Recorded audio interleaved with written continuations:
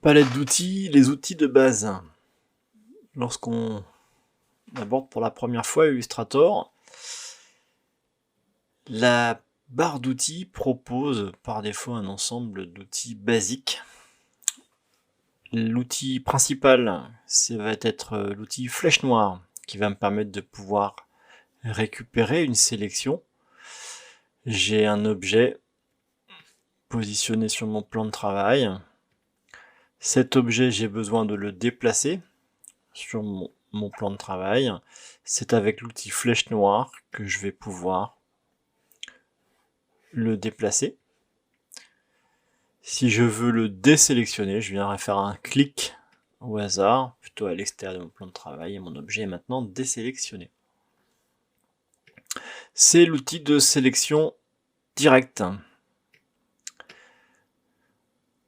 Pour le deuxième outil de sélection, l'outil flèche blanche, c'est un outil qui peut évidemment servir d'outil de sélection de l'objet, mais qui aura pour particularité de pouvoir sélectionner aussi une partie, un détail, un point de l'objet. Et j'aurai donc une incidence uniquement sur le point de ma forme avec l'outil flèche blanche, ce qui me permettra de pouvoir déformer éventuellement mon objet.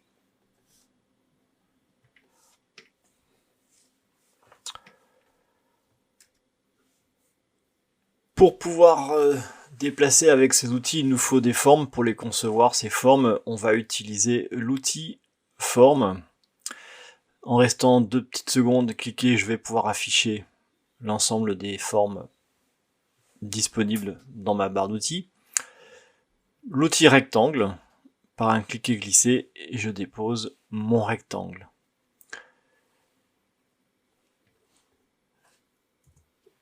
Pour l'outil ellipse, cliquer glisser et je fais une forme libre, c'est-à-dire que je ne respecte pas l'homothétie de l'objet, hauteur-largeur, rien ne me garantit que je suis en train de faire un cercle parfaitement rond. On verra comment créer des objets avec les raccourcis clavier pour justement respecter l'homothétie de l'objet. Outil polygone, j'ai besoin de le déplacer, flèche noire pour le positionner sur mon plan de travail. Je le désélectionne, outil flèche blanche pour transformer cette forme. Je fais un clic à l'extérieur de ma forme pour le désélectionner. L'outil étoile, exactement comme les précédents objets, un clic et glisser et j'obtiens la forme de mon étoile. 6 branches, la flèche noire pour déplacer mon objet, la flèche blanche pour déplacer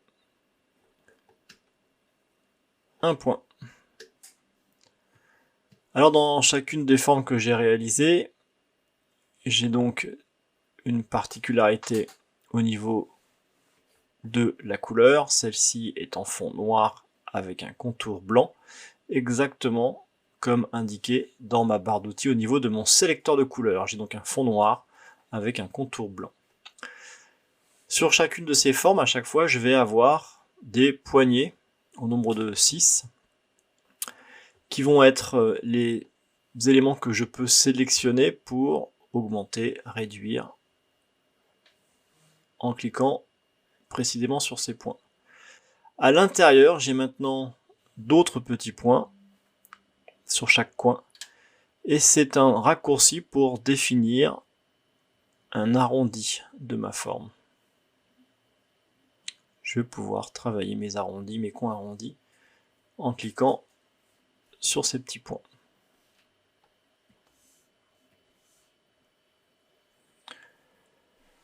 Si maintenant sur ces formes j'ai besoin d'options pour modifier les caractéristiques de cette forme, un exemple, je voudrais réaliser une étoile, mais je voudrais que 3 branches pour réaliser. On va plutôt prendre, pardon, On va prendre l'outil polygone, pardon. Je voudrais faire non pas un polygone, mais un rectangle. Je vais avoir accès aux caractéristiques par deux manières. La première, par un double clic sur mon plan de travail. J'ai ce tableau qui s'ouvre, cet onglet qui s'ouvre, et qui me permet de choisir le nombre de côtés pour ce polygone, ainsi que sa taille. J'ai donc maintenant mon triangle à 3 côtés. C'est valable pour l'ensemble des formes. Je vais choisir maintenant l'ellipse. Et j'ai besoin d'un cercle parfaitement rond de 30 mm par 30 mm. Et j'obtiens maintenant ma forme au format.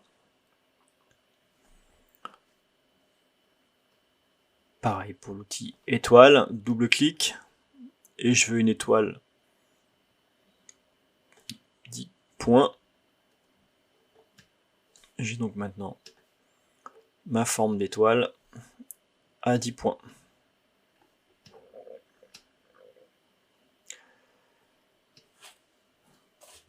Le raccourci clavier pour afficher ces options. Outil rectangle, la touche Alt de votre clavier. Et je fais afficher les options de ma forme. Je veux un carré de 10 par 10. Et j'ai bien ma forme de 10 par 10.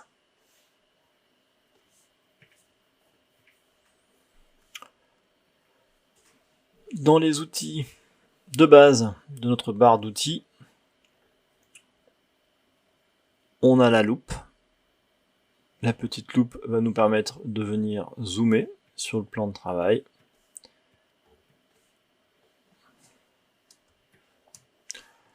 La barre, la petite main, elle en revanche, est destinée à me déplacer à l'intérieur de mon plan de travail.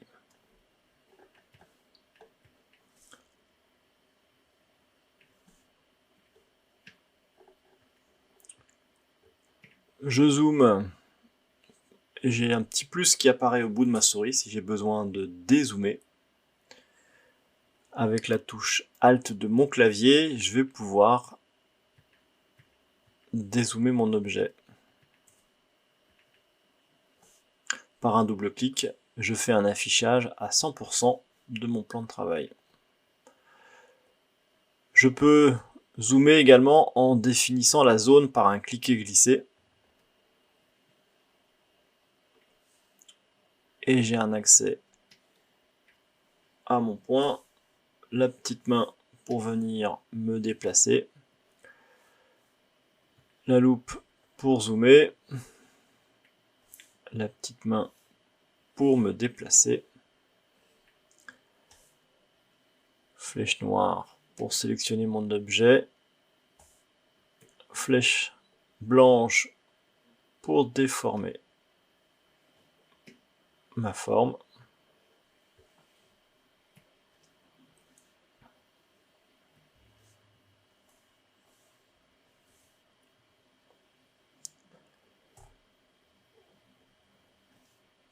Dans les outils de base, on a maintenant le sélecteur de couleurs qui est disposé avec la couleur de premier plan et la couleur d'arrière-plan, la couleur de premier plan pour le fond et la couleur du cadre.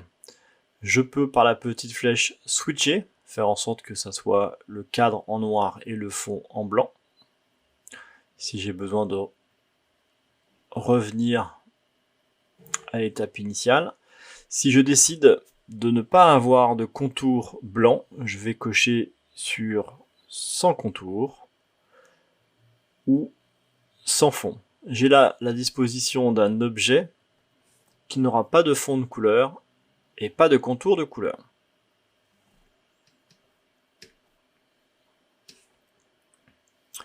Si j'ai besoin de lui rajouter une couleur, j'accède à mon sélecteur de couleurs, soit je lui dépose la dernière couleur connue, soit je peux lui appliquer un dégradé par défaut, ou bien redécocher sans fond. En ce qui concerne le sélecteur de couleurs, par un double clic, j'accède à mon sélecteur de couleurs. J'ai au milieu le choix de ma teinte que je vais pouvoir travailler dans la partie de gauche de mon sélecteur. Un exemple, j'ai besoin d'un bleu clair. Je viens sélectionner ma teinte dans les bleus. Voilà. Et je vais pouvoir choisir un bleu pur, foncé ou clair.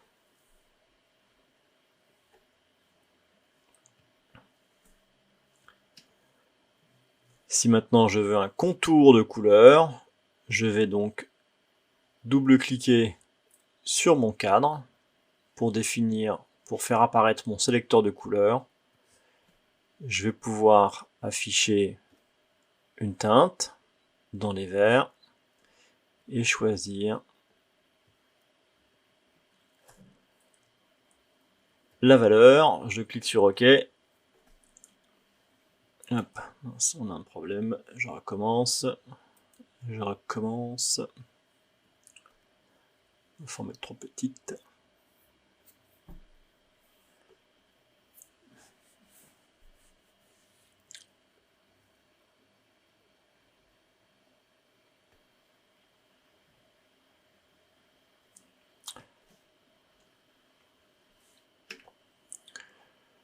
Je veux maintenant définir un contour de couleur. Je sélectionne par un double clic le contour pour accéder à mon sélecteur de couleurs. Je décide de faire le choix d'un vert. Et il vient m'appliquer mon contour autour de ma forme en bleu.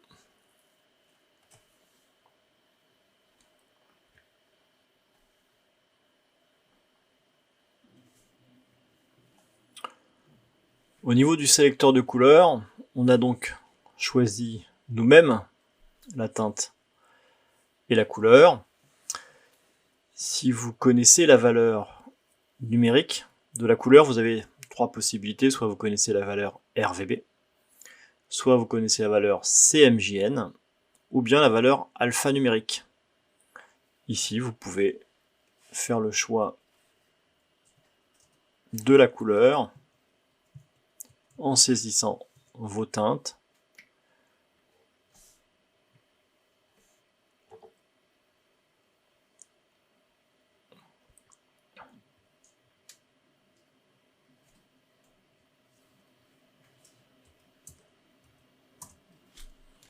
Voilà, un autre bleu. Donc c'est moi qui vais définir mes valeurs de couleur.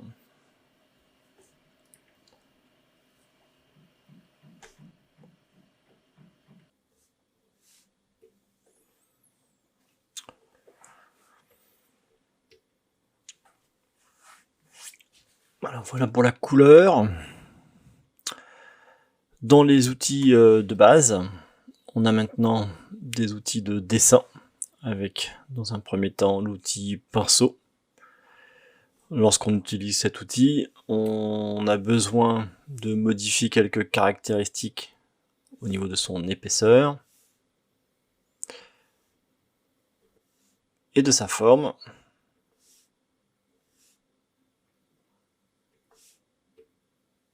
Voilà.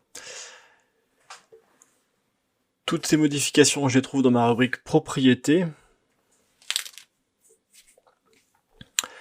Lorsque l'on avance et que l'on progresse avec Illustrator, vient le problème des options qui manquent en termes d'affichage pour pouvoir modifier l'affichage de notre plan de travail pour avoir un peu plus d'options. Dans notre barre d'application, en haut à droite, je peux changer des caractéristiques de mon plan de travail. Par défaut, je suis en indispensable et je vais passer en indispensable classique. Ce qui aura pour conséquence de modifier radicalement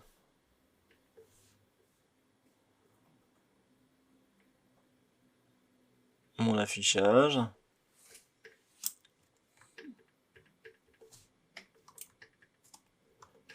Et bien alors,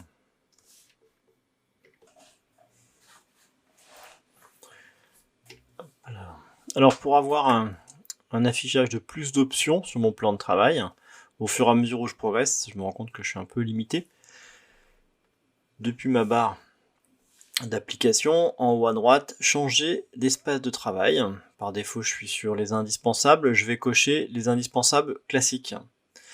Les autres affichages sont destinés en fonction des besoins, de la finalité du travail. Si j'ai besoin de réaliser un projet web, j'aurai besoin de peut-être d'affichage ou d'outils spécifiques à mon projet.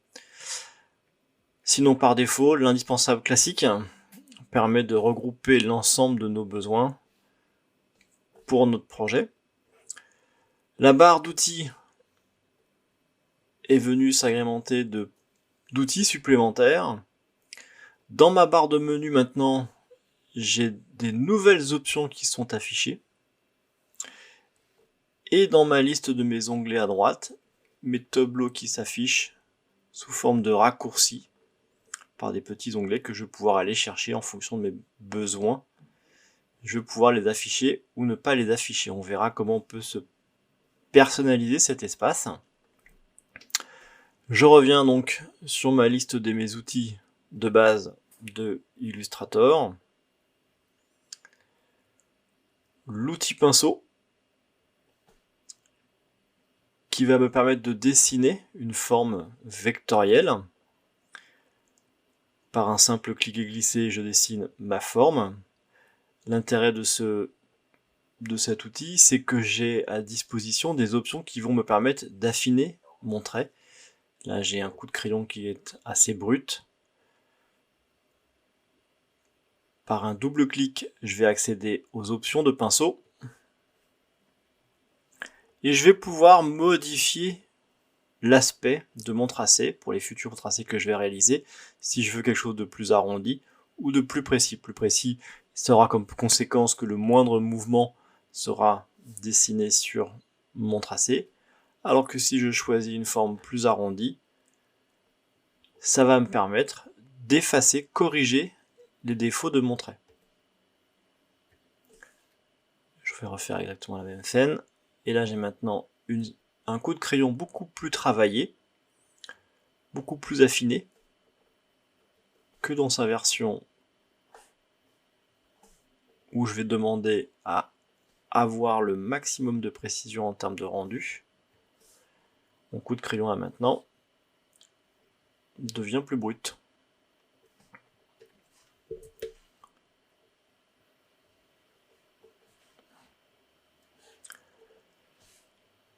Avec cet outil pinceau, j'ai accès à des formes depuis propriété. Je vais pouvoir choisir une forme particulière de dessin que je peux appliquer sur mon tracé sélectionné, ou bien que je peux appliquer sur mes nouveaux tracés. Je vais positionner aussi également une taille de mon outil. Je peux le faire de plus en plus petit.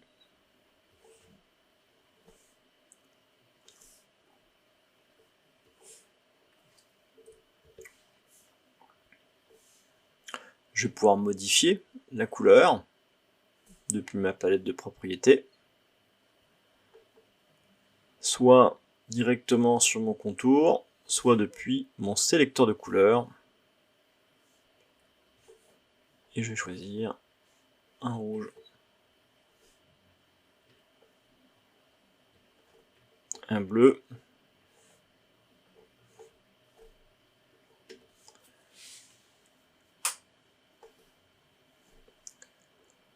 dans les outils de dessin, j'ai également, en restant cliqué, mon crayon. Qui est où mon crayon? Il est parti.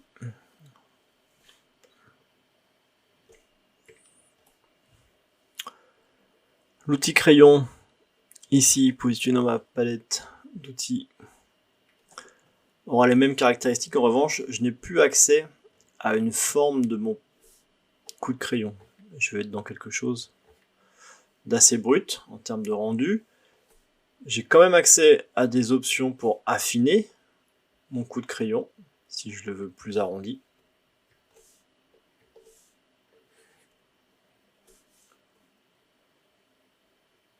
ou si je le veux plus précis,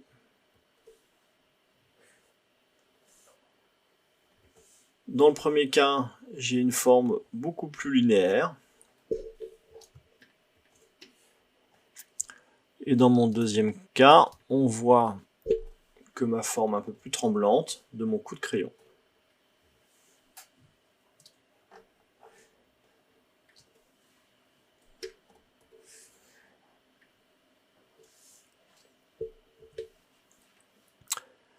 Toujours avec cet outil crayon.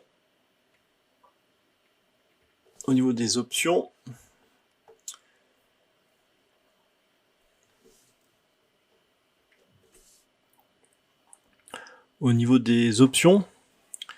un certain nombre sont cochées, notamment une, conserver la sélection. Ça aura pour conséquence, à chaque fois que je dessine, de conserver ma sélection active de mon précédent trait. Lorsque je veux ensuite continuer mon dessin, ça viendra additionner mes coups de crayon, ce qui aura pour conséquence d'avoir un seul coup de crayon et non pas une multitude de coups de crayon.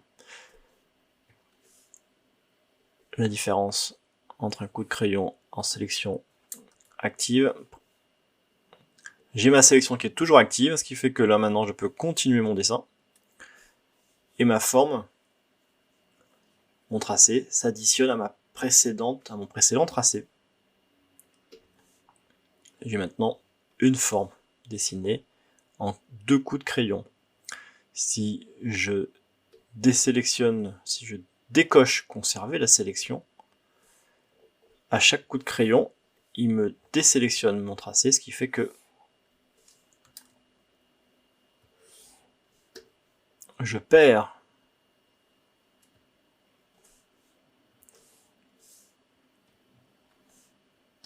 l'outil et je ne peux plus continuer mon trait.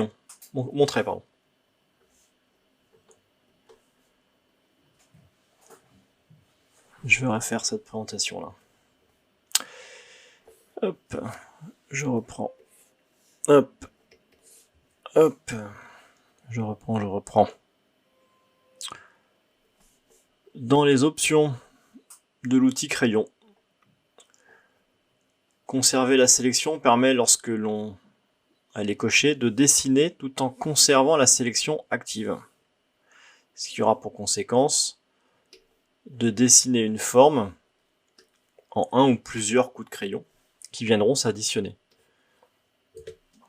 Si je décoche conserver la sélection, à chaque fois que je ferai un coup de crayon, il désélectionne mon trait et du coup, je n'ai plus la possibilité de fusionner et je me retrouve avec 2 coups de crayon qui ne sont pas assemblés. D'où l'intérêt de cocher, conserver la sélection. Dans les options également disponibles, on peut demander à ce que le tracé se ferme lorsqu'on est à moins de 15 pixels. Pareil, ça aura pour conséquence de nous simplifier le dessin. Avec l'outil crayon, je dessine en ayant ma sélection active conservée. Et lorsque je vais venir ici, fermer par mon dernier coup de crayon, il viendra fermer ma forme puisqu'il aura détecté à moins de 15 pixels un point actif lié à mon premier coup de trait. Et du coup, j'ai ma forme maintenant qui est fermée.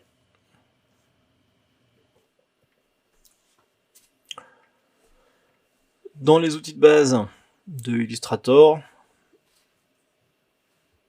un outil de dessin qui s'appelle l'outil plume. L'outil plume est un outil qui permet de déposer des points manuellement pour en faire une forme, soit une forme rectiligne, ça peut être ensuite une forme arrondie en définissant les courbes de Bézier pour chaque point. Dans la première étape de cet outil consiste à savoir déposer une suite de points pour créer une forme fermée. Cette forme a exactement les mêmes caractéristiques qu'une forme primaire que l'on aurait gérée avec l'outil forme, je peux lui mettre une couleur, un contour, etc., etc. Cet outil plume fait partie des basiques pour créer des formes simples.